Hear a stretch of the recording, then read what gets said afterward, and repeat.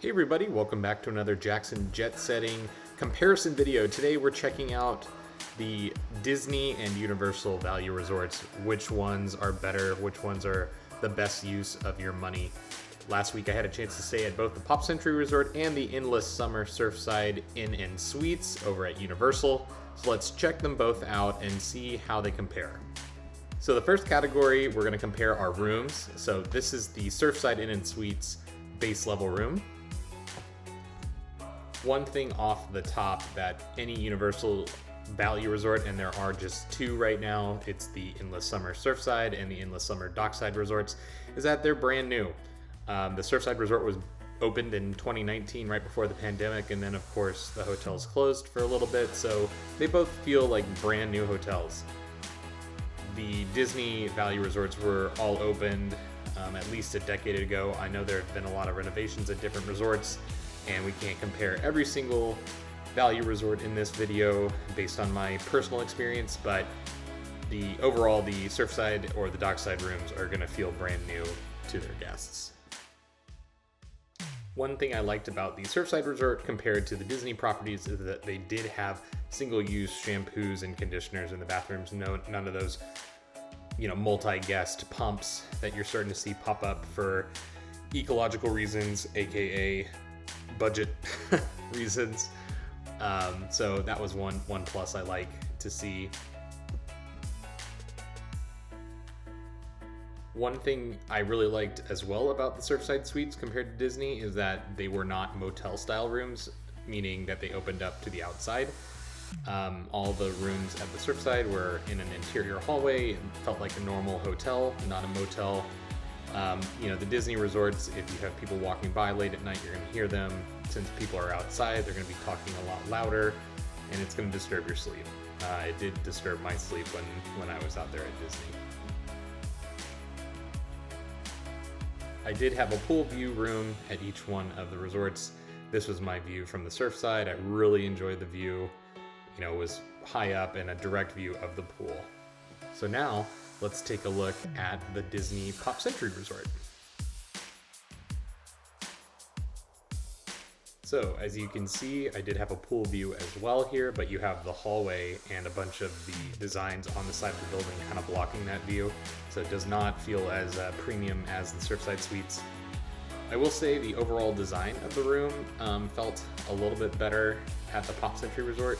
You'll see that there is a Murphy bed that has a full queen that folds down, so you have like a nice dining table that I just didn't have at the Surfside property. So the dining table definitely helps, especially if you're sharing with a family. It just makes things a lot easier to share, the space with everyone. There's definitely a lot more storage in this room. Everything below the bed, you can store a number of different suitcases under there. There's that Murphy bed I was talking about. So we'll show you exactly how that flows down there. But overall, the room itself is fine. Lots and lots of plugs.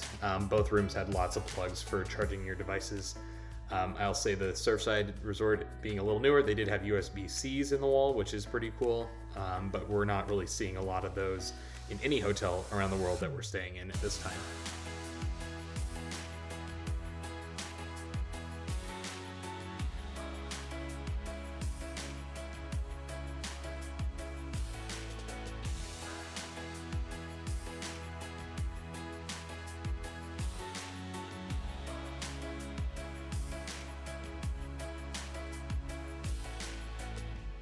So comparing the bathroom, a lot more room here. They did put the closet in the bathroom, which isn't really that big of a deal to me, but you are able to close this little section off from the toilet area and shower, which is nice. So both rooms had that. Just felt like this bathroom was just a little bit bigger and even had enough room, I think, for multiple people to move around in, where the Surfside Inn and Suites would definitely be, a lot smaller and a little bit more cramped for a family of four.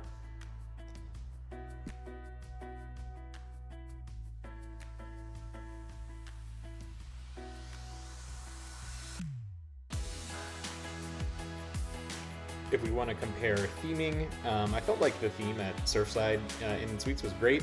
Nice little light surf theme. If you're into Disney, obviously these rooms are going to appeal a little bit more to you. And I know that a lot of the family suites at the value resorts at Disney are a lot more heavily themed. So if you're into that with your family, that's something that's probably going to win out.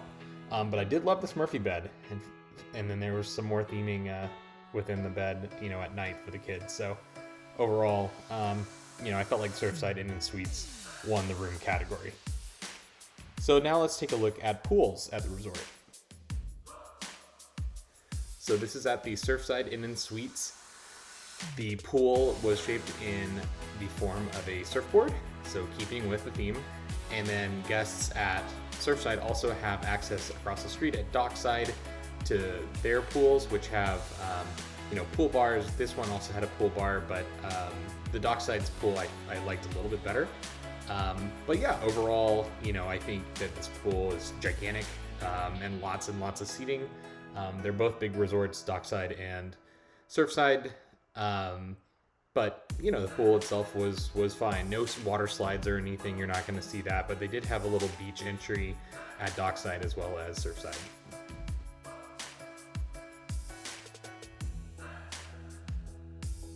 And you'll see this at both pools at Pop Century and Universal are some life preservers for the kids, but I did like a little bit of theming with some fun danger flags that weren't really about danger. It was more about having fun. But then the environment was this kind of algae-ridden lake nearby, which wasn't all that great.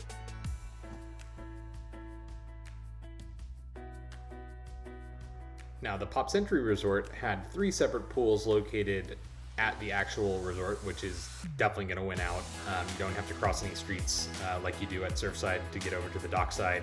It's all on property, and they're all a lot better themed. So this being the Pop Century Resort, they had a 1950s pool that was shaped like a bowling pin.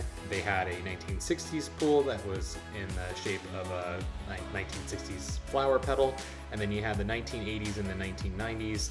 That was a computer-themed pool with this nice keyboard that overlooked a rectangular-shaped pool that was supposed to be the monitor of the computer. So really a lot of fun. I would probably give it to the Pop Century Resort here. Only one of those pools, though, had a pool bar, which is the 1960s pool. So now let's talk dining. So the Surfside Inn and Suites definitely impressed me with their dining.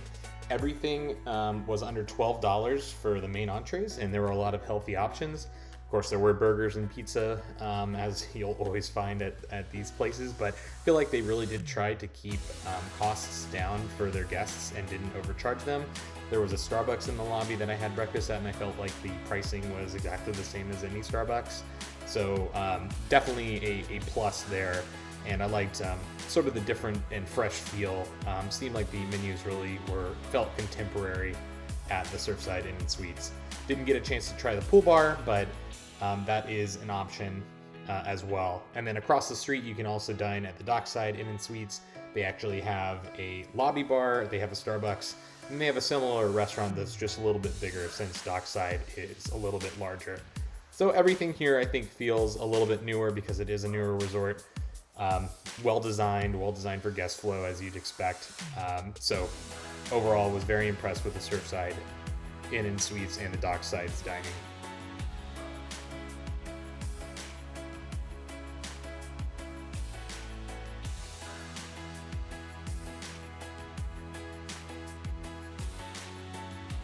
So now we're going to move from Universal over to Disney and compare the two. So again, staying at the Pop Century Resort, there's really just one restaurant. It's the Everything Pop restaurant. It's a to-go counter situation, much like over at Surfside Inn and Suites. You'll see these at all of the Disney Valley resorts. So a couple different stations with different food options. I only had a chance to dine at breakfast, but there's to-go options all day. There's drinks, there's alcohol, a lot of things that you can buy that makes things convenient. It's open until 11 p.m. The food at Surfside, you could get pizza until midnight, which I felt like was a little bit more convenient for guests. You may be getting back from the park late and you might be hungry. So, overall, I think both options are fine. I felt like the food at Disney was a little bit more expensive. They do have Mickey waffles, so if that's a tiebreaker for you, there you go. But I felt like the food was pretty fresh at Surfside. You're going to see a little bit more choice, though, at Disney. So in terms of perks, Universal parks, if you're staying at a value resort, you're going to get into the park early. They're offering 1 hour early currently. At least one of their theme parks, they only have 2. Disney, if you're staying at a value resort, you're going to get into any one of the parks 30 minutes early. So you do get a little bit less time in the parks, but it is a nice perk to have. You do have free transportation at both properties, Universal and Disney. So overall, I feel like they're pretty well tied here. Disney's starting to offer luxury resort extra hours at night for 2 extra hours in the park, which is a huge perk. So that may be a little bit of a reason to up away from the value resorts at Disney going forward.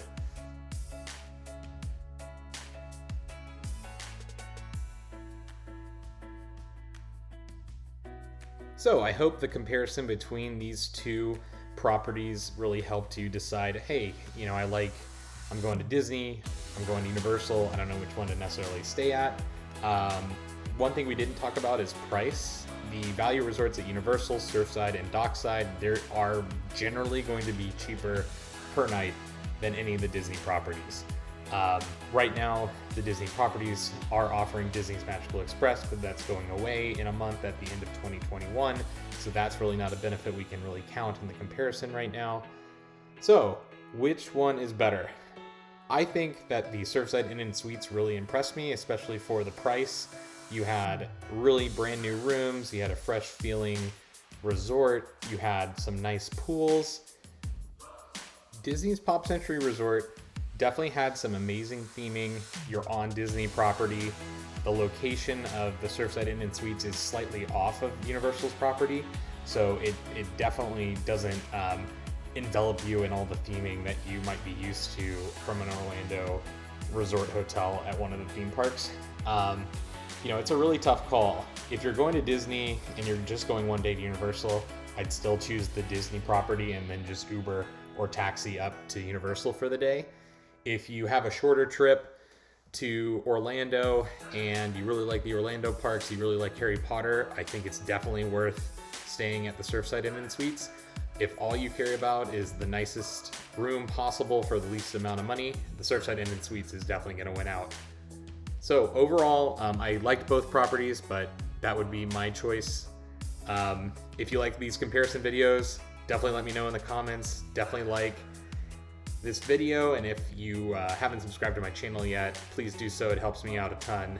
I love making these videos, and thanks for watching. So we'll leave you with a few more seconds of the pool over at the Dockside Inn & Suites here at Universal Studios.